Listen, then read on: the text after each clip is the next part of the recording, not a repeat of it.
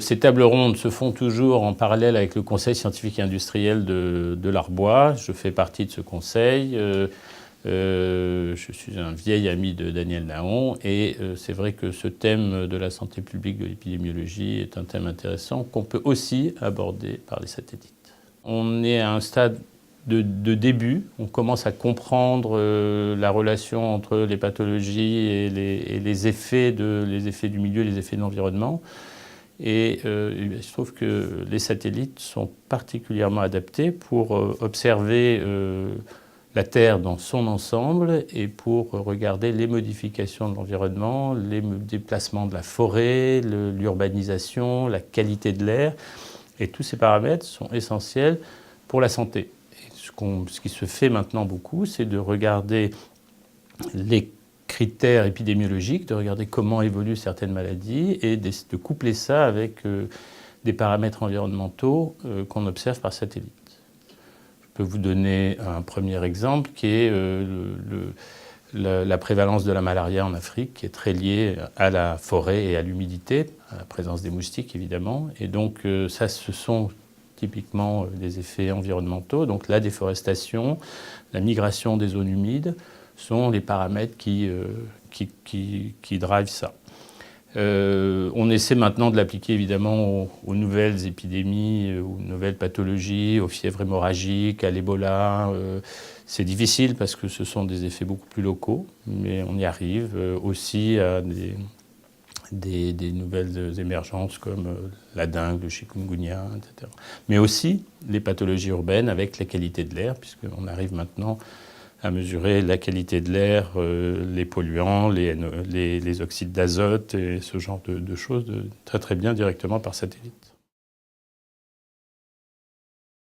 Ça permettra, c'est de la démarche scientifique classique, c'est-à-dire que le jour où on aura compris complètement la relation entre tel paramètre environnemental observable par le satellite et l'émergence d'une épidémie, quand on aura élucidé le mécanisme, à ce moment-là, il suffira d'observer le phénomène environnemental précurseur et donc de prédire l'émergence.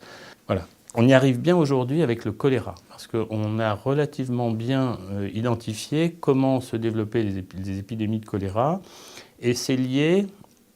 Il faut deux choses. Il faut des embruns, il faut des petites gouttelettes d'eau dans l'atmosphère, et il faut une température de l'eau particulière. Et ça, on sait très bien observer ça par satellite, et on a fait des expériences dans la baie du Bengale.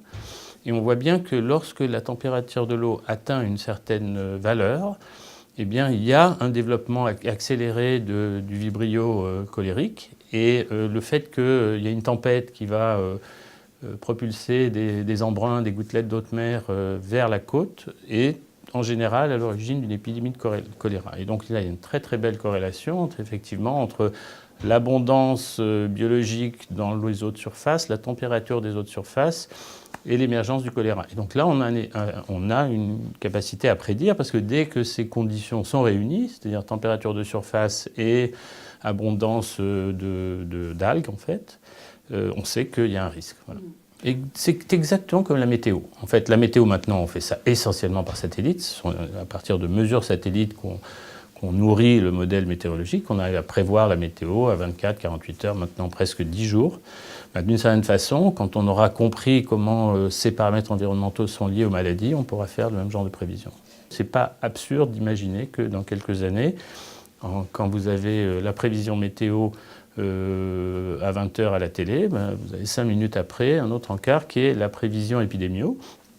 Et lorsque les gens auront été formés à se comporter de façon adéquate, voilà, la prévision sera directement transcrite. Ça n'empêchera pas les pouvoirs publics de faire ce qu'ils font déjà aujourd'hui, c'est-à-dire décréter une alerte orange, une alerte rouge, ou mettre en place des réseaux sentinelles auprès des médecins pour veiller, pour repérer l'émergence de l'épidémie plus directement. Mais il y aura un rôle des États, des administrations, et il y aura un rôle des citoyens.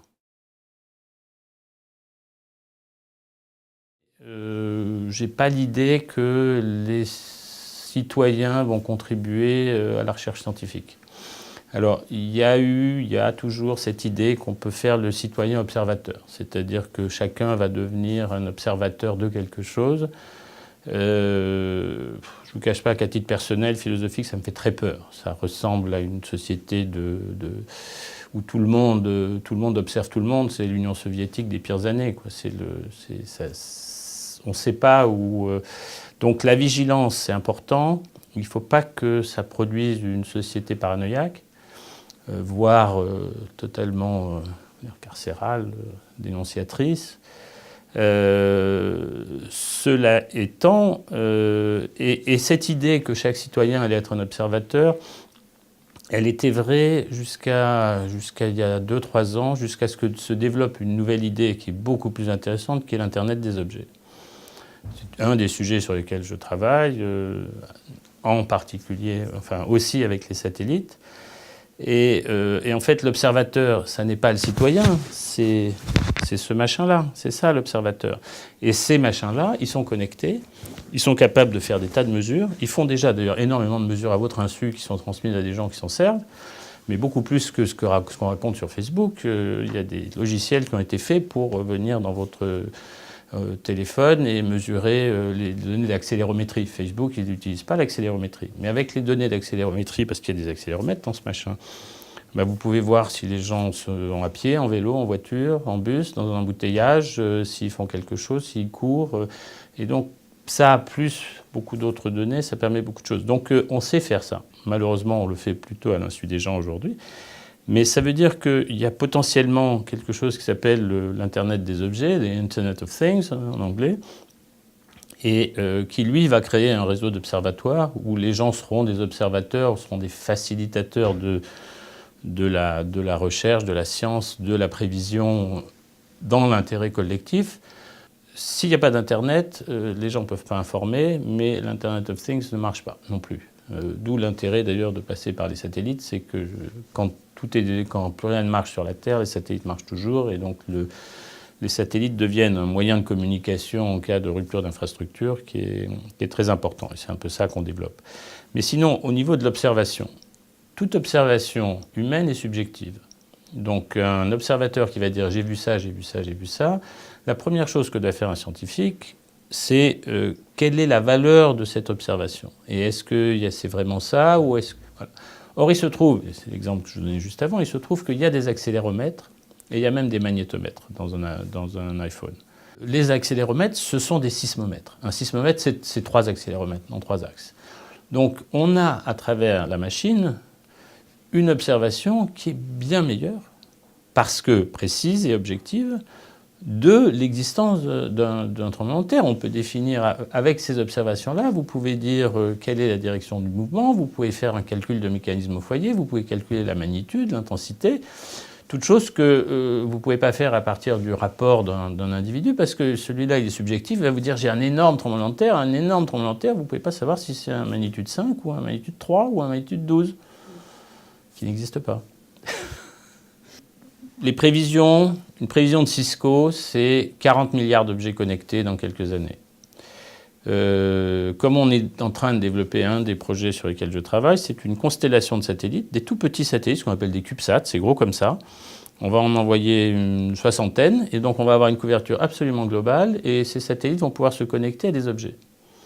Ça ne permettra pas de faire de la très grosse communication, c'est pas du large bande, c'est pas de l'Internet, c'est pas du téléphone, c'est juste envoyer des petits messages courts. Et ça permet de connecter tous les objets de la Terre, y compris au milieu des océans, dans les déserts, etc., où il n'y a pas d'Internet, il n'y a pas de téléphone, il n'y a rien.